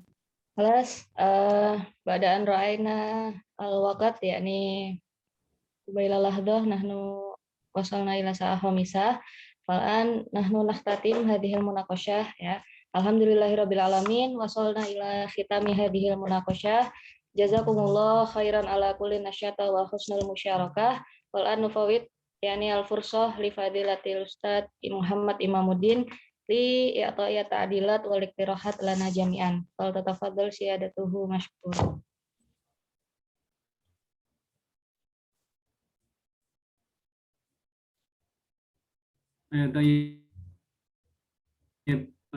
Sa'zidu ba'du al-umur fi amri marhala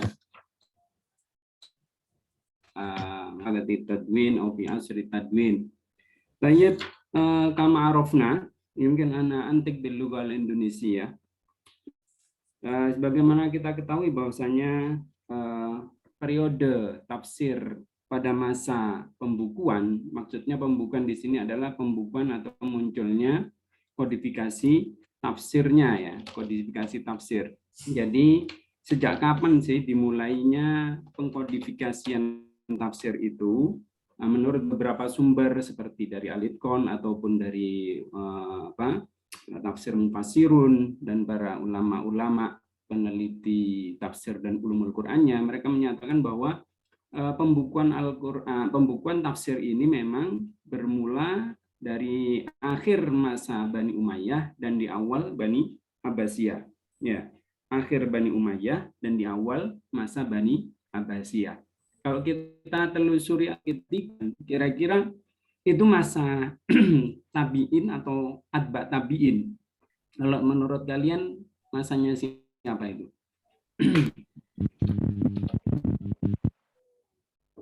Ya, mungkin sudah masuk masa tabi'in ya, karena masa sahabat itu adalah masa Khulafa Rasyidin yang 4, terus kemudian tabi'in mungkin masuk masa Bani Umayyah ya, sedangkan ini adalah akhir masa Bani Umayyah dan awal Bani Abbasiyah, berarti kemungkinan adalah atba' tabi'in. Ya, dan dijelaskan di situ ada beberapa fase dalam pengkodifikasian tafsir. Yang pertama memang masa sahabat dan tabi'in, mereka konsisten dalam metode penafsiran dan juga penjelasan Al-Quran melalui tafsirnya itu melalui an-naql war-riwayah ya, an-naql war-riwayah.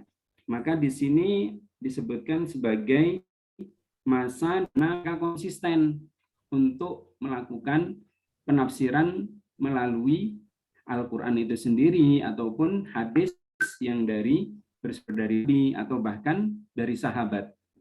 Yang menarik di sini adalah ketika para sahabat ketika ingin menjelaskan beberapa aspek seperti umpamanya penjelasan mengenai ketentuan asbabun nuzul ya, ini adalah merupakan bagian dari hadis aslinya, tetapi masuk ranah tafsir ya kan. Kita ketahui kita sebenarnya asbabun nuzul itu kalau kita telusuri itu sumbernya dari siapa kira-kira? Asbabun nuzul itu kita tahu dari siapa? Sumbernya dari mana? Ya dari Nabi, ya kan?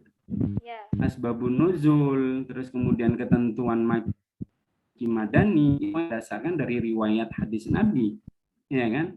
Oleh karena itu hakikat tafsir Al-Quran, tafsir di sini bermula memang adanya dari riwayat dan dari hadis Nabi.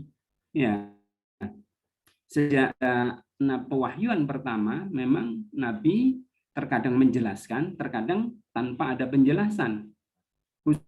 Khususnya ayat-ayat yang banyak ditanyakan oleh para sahabat, maka itu mempunyai riwayat asbabun nuzul. Seperti pernyataan ayat-ayat yang diambil dengan yas'alunaka, ya kan? Yas'alunaka anil ruh, yas'alunaka anil khamri wal maisir, yas'alunaka anil mahid.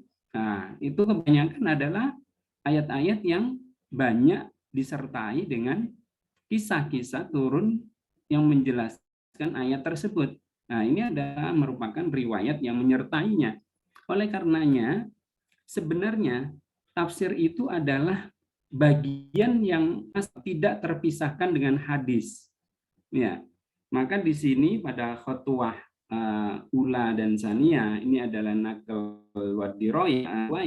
Ini adalah memang berasal dari Nabi langsung, terus kemudian dari para sahabat, ya, terus kemudian pada masa tabi'in, ya, juga masih mengikuti mereka, cuman yaitu tadi ada khutbah yang disebutkan tadi khutbah salisa ya tadi yang ditanyakan ya. Khutbah salisa ini adalah khutbah infisol kan tadi disebutkan ya, yaitu khutbah infasola biha anil hadis.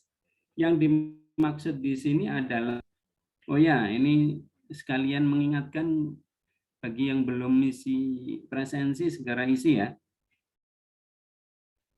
Nah, kalau khutbah tadi khutbah pertama adalah riwayah, khutbah kedua adalah tafsir seperti khutbah yang pertama ya, tetapi melalui berbagai macam periwayatan hadis yang berbeda-beda sampai munculnya seperti ada kasih hadis yang menjelaskan tentang asbabun nuzul secara khusus ya, terus kemudian menjelaskan tentang sebab turunnya ayat atau Al-Quran dan juga menjelaskan waktu dan tempat turunnya. Nah, ini masuk ranah tersebut.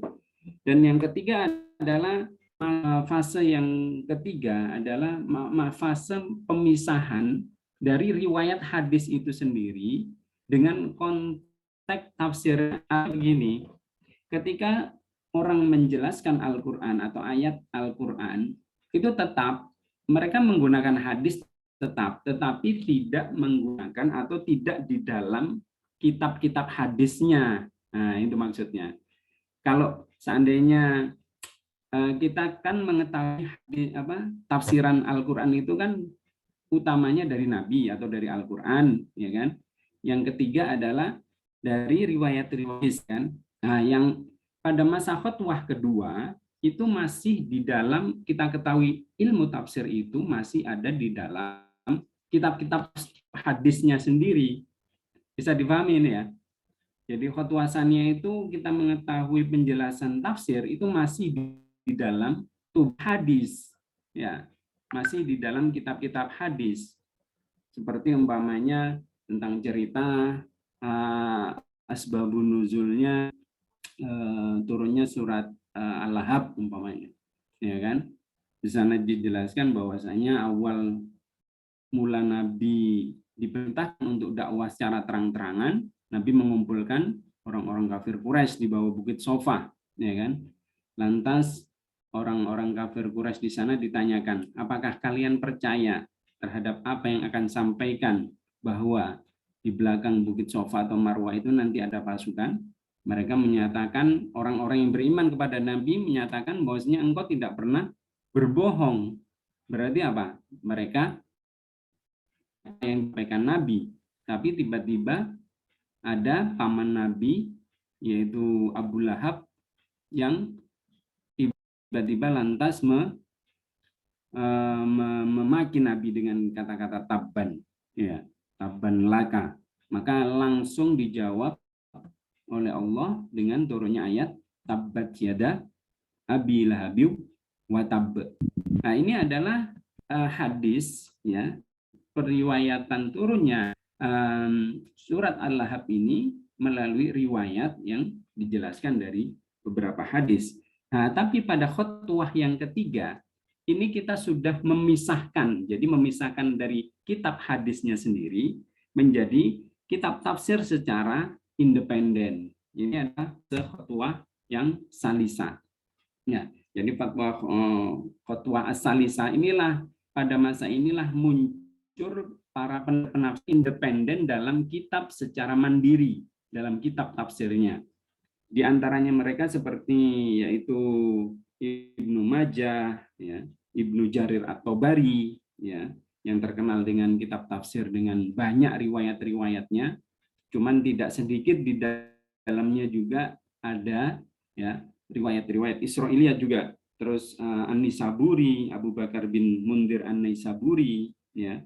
Terus kemudian Ibnu Abi Hatim, Asy-Syaikh bin Hibban, Al-Hakim, Abu Bakar bin Mardawi. Nah, ini mereka adalah para penafsir pada fase ketiga ini, yaitu ketika mereka menafsirkan secara independen kitab tafsirnya sendiri yang terpisah dari kumpulan hadis yang disebut dengan musnad. Jadi tidak ada musnad.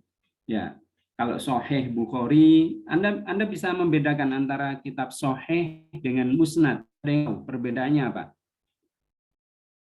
Kitab-kitab Sahih dan musnad itu apa bedanya? Halo? Ada yang tahu kan? Kalau yang musnad masih mungkin ada yang dhaif, ada yang bukan sahih gitu, Ustaz. Gimana? Kalau yang itu sahih itu. Gimana? Terputus-putus. Kalau yang kitab sahih semuanya hadis-hadis yang sahih aja. Kalau yang musnad mungkin ada yang dhaif, ada yang sahih, ada yang lain-lain. Yang paling mendasar adalah model penyusunannya. Ya, kan Sahih ada Sahih Bukhari, ada Sahih Muslim, ya kan?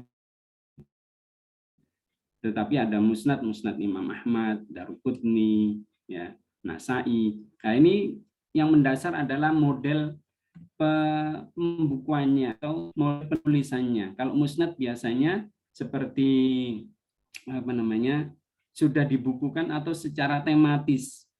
Jadi sudah secara tematik. Jadi tidak tidak berurutan seperti urutan hadis nomor sekian langsung, tetapi sudah secara tematik. Nah, ternyata di dalam tafsir pada khutbah yang ketiga ini secara para ulama tafsir seperti ada beberapa Mesir itu secara tidak langsung mereka menafsirkan atau mengumpulkan hadis-hadis Nabi yang secara tematis itu dijadikan satu bagian atau satu bab. Ya, seperti umpamanya Anda mungkin sudah pernah mengetahui Amsal fil Quran umpamanya. Ya, Al-Qasam atau apa yang di dalam Al-Quran secara tematik sudah dikumpulkan ayat-ayat terkait masal. Ya, seperti masalul ladina amanu atau masalul ladina yunfiquna fi sabilillah dan seterusnya. Nah, itu dikumpulkan jadi satu melalui riwayat-riwayat hadis itu, ya, dan dijadikan satu kitab. Seperti juga Anda ketahui kan ada namanya kitab Asbabun Nuzul yang dikarang oleh Al-Wahidi, ya. Nah, itu hakikatnya adalah hadis sebenarnya. Kumpulan-kumpulan hadis, tetapi lebih fokus membahas tentang Asbabun Nuzul. Nah, inilah pada masa khutwah yang ketiga inilah secara tidak langsung ternyata pengumpulan tafsir yang melalui hadis yang sudah terpisah ini secara tidak langsung sudah memunculkan keilmuan baru yang namanya tafsir maudhu'i. Nah, itu dia.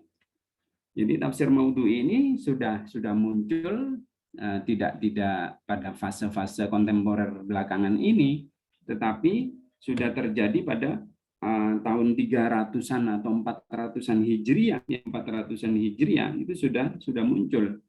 Nah, inilah kemudian perbedaan ya antara fase pertama, dua, dan ketiga. Jadi fase pertama masih talaki ya dari riwayat, kemudian juga kedua yaitu melalui dari hadis masih dalam kitab hadisnya sendiri ya. Terus yang ketiga itu dipisahkan dari kitab hadis atau dari musnad atau dari sahih dalam dipisahkan kitab tafsir itu sendiri. Maka kita tidak bisa mendapatkan kitab tafsir pertama itu apa sebenarnya yang muncul ya. Karena ada beberapa pendapat bahwasanya kitab tafsir pertama itu adalah kitab yang disampaikan oleh Ibnu Abbas.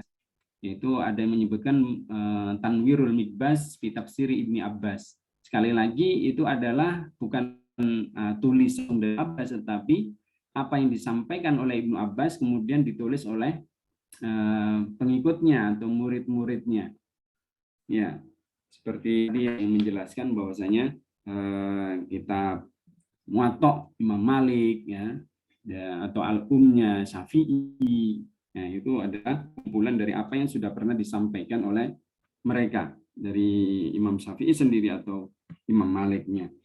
Nah, maka ini adalah khutwah yang ketiga. Terus khutwah yang keempat, yaitu fase yang keempat, sebenarnya ini tidak jauh dari fase yang ketiga, ya, bahwasanya dia tidak hanya pada tafsir bil ma'sur, ya, tetapi mereka juga terkadang mengambil atau mengutip perkataan orang atau para sahabat atau tabi'in, tetapi tidak disebutkan sumbernya namanya. Nah, ini masalahnya ya, sehingga apa, tidak bisa membedakan lagi mana riwayat yang sahih, mana riwayat yang valid, dan mana yang tidak. Dikarenakan apa, pada fase yang keempat ini kitab-kitab tafsir itu sekedar menyampaikan riwayat-riwayat itu dari sahabat, entah itu dari tabi'in, entah itu dari siapa, yang tidak disebutkan sumbernya. Jadi yang mengatakan siapa itu tidak. Nah, inilah yang akhirnya mengakibatkan ketidaktahuan bagi peneliti ya. Kemudian ini berasal dari siapa, dan akhirnya ada yang memasukkan seperti dari riwayat-riwayat Israiliyat di dalamnya. Maka seperti contoh al-maghdubi alaihim waladhdallin, itu contohnya umpamanya. Ghairil maghdubi di sini adalah ditafsirkan sebagai orang-orang siapa? Yahudi, ya kan? Terus waladhdallin adalah Nasara. Ya. Nah, ini ditafsirkan dengan berbagai macam tafsiran sampai 10 macam yang sumbernya tidak disebutkan siapa yang menafsirkan itu. Terus kemudian masuk ke fase yang kelima. Nah, ini lebih tersebar lagi beberapa aspek yang di atasnya akhirnya menurun dalam tafsir itu. Karena semakin meluasnya wilayah Islam, terus berpengaruhnya perkembangan pengetahuan dengan munculnya pengaruh-pengaruh ilmu seperti filsafat, ya kan? Terus kemudian ada munculnya seperti tasawuf, ya. Terus kemudian ada berbagai hal yang mempengaruhi para penafsir dalam menjelaskan tafsirnya. Nah, inilah merupakan bibit-bibit awal kenapa akhirnya tafsir dalam Al-Quran itu muncul corak dan juga ragam tafsirnya. Contoh seperti umpamanya para ahli, orang yang ahli dalam bidang fikih seperti Jassos, maka menafsirkan Al-Quran cenderung pada ayat-ayat fikihnya, ya, atau Al-Qurtubi juga lebih cenderung kepada fikih. Terus seperti Fakhruddin Ar-Razi, ya kan, itu lebih cenderung kepada pemikiran dan filsafat, Terus kemudian berikutnya seperti Zamakhsyari. Sebenarnya Zamakhsyari itu ahli dalam bidang bahasa sebenarnya. Cuman satu hal yang perlu kita garis bawahi adalah akidah Mu'tazilah, ya. Nah, ini sehingga muncul pada fase yang kelima ini, fase yang mana mulai berkembang pengetahuan dan akhirnya penafsir-penafsir ahli Al-Quran ini cenderung menafsirkan Al-Quran berdasarkan background yang kuasai. Ya, seperti tadi saya sebutkan, bahwasanya seperti ada Al-Khazin lebih cenderung kepada menjelaskan tentang sejarah, kan? Terus Ar-Razi lebih cenderung ke filsafat dan pemikiran, Al-Jassos dan juga Qurtubi mungkin lebih kepada fikih, ya. Terus bahkan Zamakhsyari ini pada pemikiran dan juga aliran ke Mu'tazilahnya, ya. Jadi kita harus wanti-wanti dan harus di dalam merujuk kitab-kitab tafsir ini, dikarenakan apa? Kita harus mengetahui background pengarangnya. Jadi seperti hal kita mempelajari hadis dan juga orang yang boleh menerima dan menyampaikan hadis itu adalah dilihatnya, bukan dari ilmunya, ya. Maka tidak cukup undur makola. Kalau di dalam hadis itu enggak boleh dilihat kola, tetapi undur mankola, ya kan? Lihat siapa yang mengatakan, dia bisa dipercaya, kredibel enggak, ya kan? Maka di dalam tafsir pun kita juga harus melihat undur tidak hanya makola, apa yang dikatakan, siapa yang mengatakan. Maka kita harus pentingnya kita mempelajari tafsir dan ulumul Quran itu ada agar bisa kita tidak rujuk, ya. Seperti ulama-ulama yang terkenal, meskipun dia ahli dalam berbagai bidang, tapi lihat aspek akidahnya, apakah masih ahli sunnah atau tidak, sehingga kita bisa merujuk padanya. Nah, tadi menjawab juga pertanyaan seperti Zamakhsyari dan juga aliran-aliran seperti Mu'tazilah dan yang lainnya, apakah boleh kita merujuk? Menurut Anda boleh nggak kira-kira? Ayo, tantangan ini. Ayo, boleh nggak menurut Anda kita rujuk? Nah, selama untuk hanya dipelajari nggak masalah, Ustaz. Tapi kalau untuk sebagai rujukan utama itu mungkin yang bermasalah. Kita mengambil tafsir itu sesuai dengan keahlian bidang penafsir yang ilmu yang ia kuasai. Maka tidak lantas kita menolak mentah-mentah juga, tetapi mungkin apa yang ia jelaskan melalui ilmu pengetahuannya. Nah, dengan standar apa? Selain menyalahi akidah Al-Quran dan hadis, maka itu ilmu yang boleh kita ambil. Contoh umpamanya kitab Zamakhsyari. Zamakhsyari ini meskipun orang adalah berpikiran dan beraliran Mu'tazilah, ya, dia adalah orang Mu'tazilah, tetapi dia ahli dalam bahasa, Maka lantas tidak semena-mena kita menolak mentah-mentah kitab tadi. Justru bisa dijadikan apa? Perbandingan melalui penjelasan-penjelasan dari ranah bahasanya, karena beliau ahli dalam bahasa.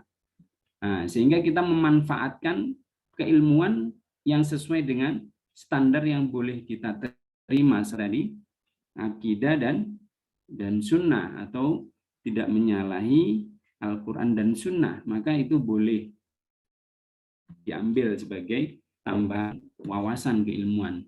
Maka hal ini sebenarnya mirip dengan Israiliyat, riwayat-riwayat Israiliyat katanya juga demikian.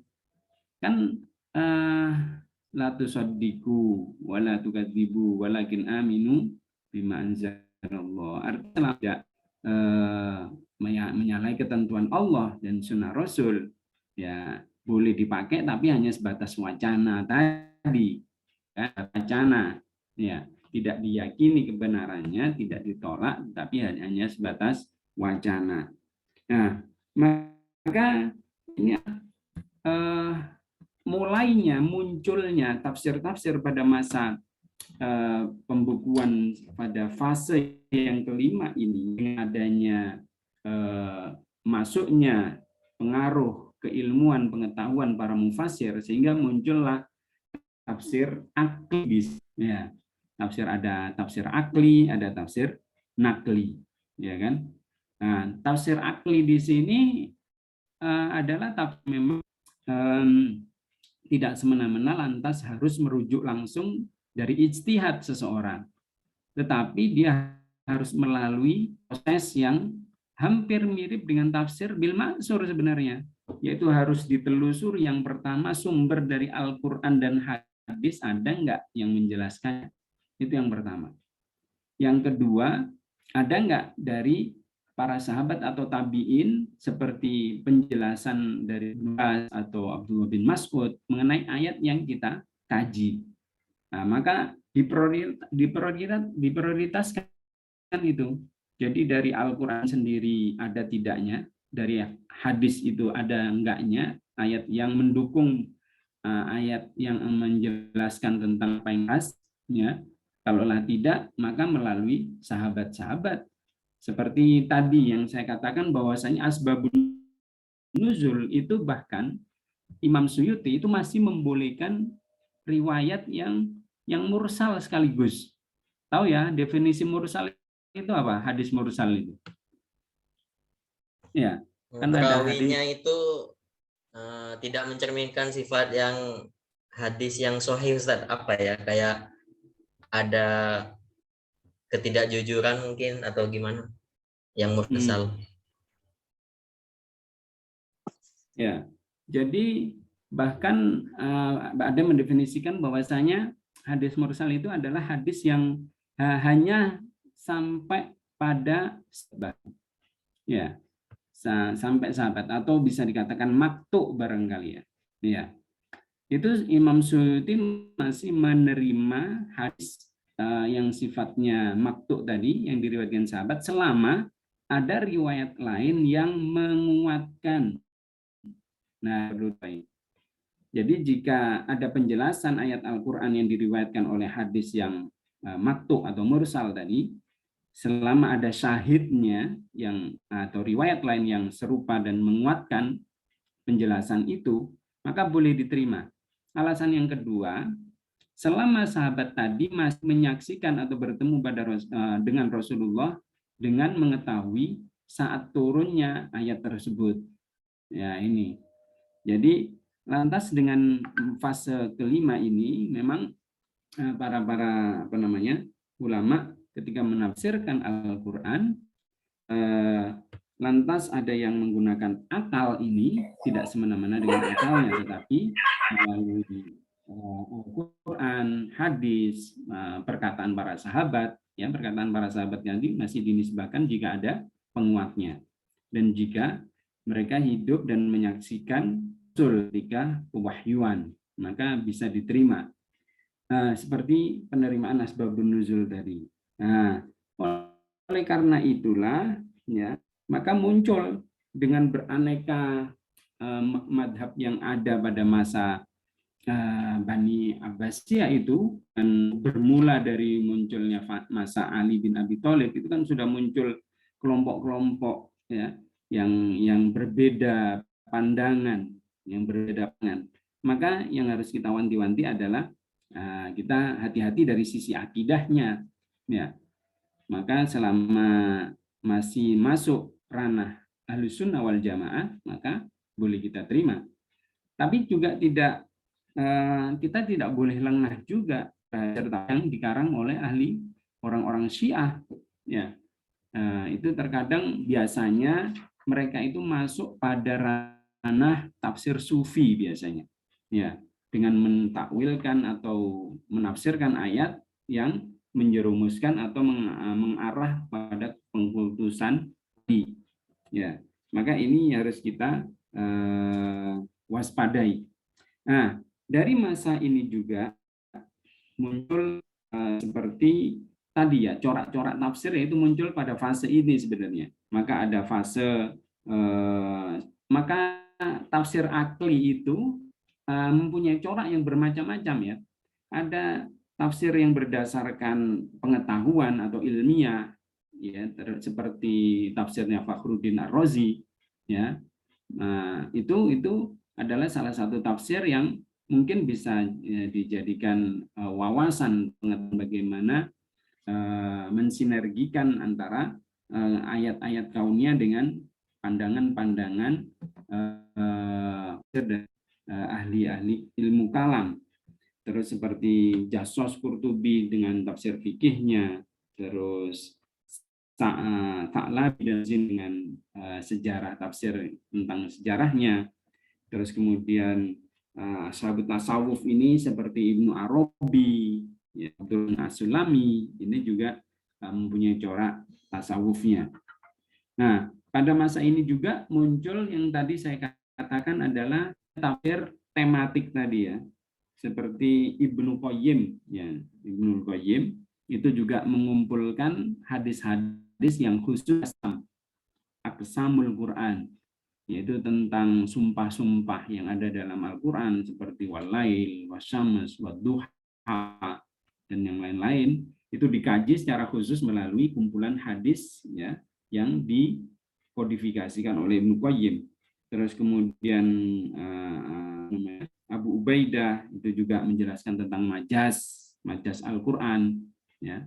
Terus kemudian Roghib Al-Asfahani itu juga Al-Quran melalui penjelasan kata-katanya, kosakatanya. Nah, itu sebagai rujukan ini. Jadi kalau Anda ingin mencari arti kata per kata dalam Al-Quran, ini kita bisa merujuk ke karangan Al-Mufrodat, ya, Mufrodatul Quran karangan Ar-Roghib Al-Isbahani, ya.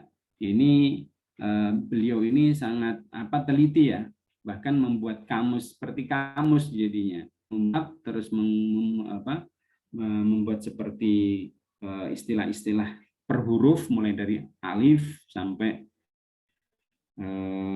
akhir huruf itu. Terus kemudian Abul Hasan Wahidi, ini juga Al-Wahidi tadi saya sebutkan bahwasanya beliau mengumpulkan hadis-hadis lantas menjadikannya menjadi asbabun nuzul. Nah, ini dalam masa ini adalah fase memang perkembangan yang luar biasa, ya, saatnya. Jadi apa lantas karena minimnya orang yang mendukung tafsir akli lantas kita menolak itu semua? Nah, tidak. Dikarenakan apa? Ada berbagai pengetahuan yang luar biasa melalui tafsir Al-Quran berdasarkan bahasa, ya kan? Nah, seperti munculnya tadi ada Aqsamul Quran, ada Asbabun Nuzul, ya kan? Terus kemudian ada Mufrodat Ijtihadul Quran ini adalah tafsir bercorak akli, ijtihadi, yaitu mereka mengkodifikasikan, mengumpulkan berdasarkan tema-tema tertentu atau berdasarkan keilmuan yang mereka kuasai. Jadi inilah aspek yang memang kenapa Al-Quran itu hingga tidak akan pernah terputus untuk penafsirannya. Ya, ilmunya akan selalu berkembang karena hakikat Al-Quran adalah menantang manusia itu sendiri untuk bisa menandinginya, ya kan? Maka inilah sebagai bukti kemukjizatan Al-Quran bahwasanya itu memang nggak bisa dan tidak akan mampu dikalahkan oleh manusia. Ya, bahkan sampai sekarang menjadi misteri seperti bahwasanya Allah menciptakan 7 langit. 7 langit itu apakah 7 betul-betul 7 lapisan ozon dan lainnya, lapisan atmosfer, stratosfer, kiotosfer dan yang lain-lain, apakah itu? Ya, padahal perkataannya adalah samawat, ya. Maksudnya Allah menciptakan 7 langit. Apakah lantas dimaknai dengan 7 macam galaksi? Ya. Nah, ini sebagai tantangan bagi kita. Nah, oleh karena itu Al-Quran ini adalah sebagai mukjizat yang mana manusia memang tidak akan mampu untuk menaklukkannya. Sehingga apa? Yang terjadi kita harus selalu mendalami dan juga mengkaji keilmuan-keilmuan yang ada di dunia. Maka semakin kita mendalami Al-Quran, maka semakin banyak pengetahuan atau mutiara-mutiara ataupun permata yang bisa kita ambil. Mungkin itu barangkali ya untuk tambahan penjelasannya. Kalau masih ada pertanyaan silakan. Kayaknya sudah mulai ada nih. Sedikit boleh, Ustaz? Ya, silakan. Tentang tafsir, tapi itu tidak hanya sekedar untuk mengkaitkan dengan sesuatu yang lain, seperti penjelasnya Prof. Quraish Shihab tentang ayat yang wanhar, fasolil rabbika wanhar, itu kan menyembelih korban, tetapi beliau juga mengaitkan dari segi tasawufnya untuk menyembelih hawa nafsunya. Apakah itu boleh kita paham jadi kita gagasan, bukan untuk tafsir gitu? Ya. Nah, hakikat tafsir ini kan memang penjelasannya kan ini masuk ke ranah tasawuf barangkali ya, menafsirkan. Bahkan Ibnu Abbas sendiri itu terkandung Nasrullahi wal Fath. Apakah tahu apa yang ditakwilkan oleh Ibnu Abbas? Jika telah datang kemenangan bagi umat Islam, ja'a Nasrullah wal Fath, dan juga itu tahu nggak apa yang ditakwilkan oleh Ibnu Abbas? Ya, itu menunjukkan bahwa semakin dekatnya ajal atau wafatnya Rasulullah. Itu kalau kita analisa atau kita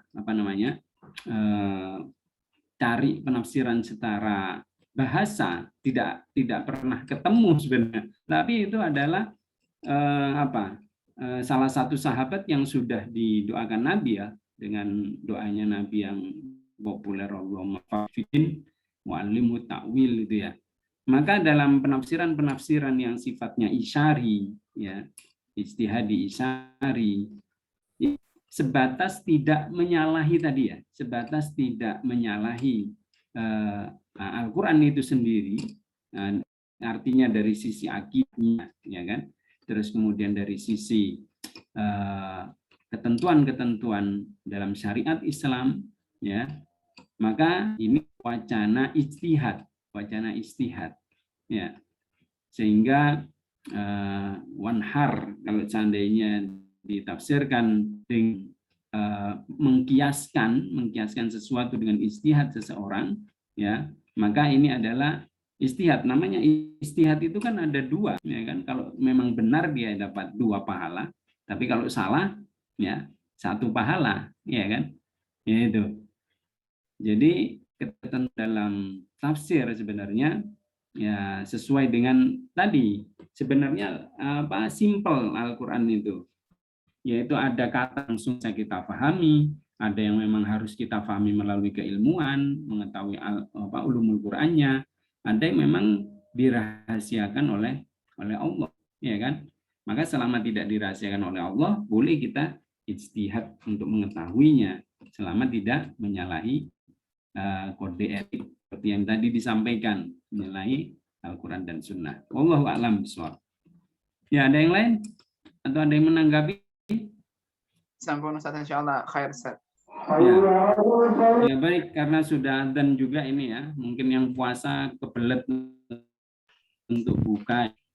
Sudah pada Ya, haus, semoga kita Ustaz. semoga kita senantiasa selalu diberi kesehatan, ya, kelancaran dan juga keberkahan. Amin, amin, ya Rabbal Alamin. Pelajari bermanfaat. Mari kita tutup dengan kita mulai majelis. Subhanakallahumma wa bihamdika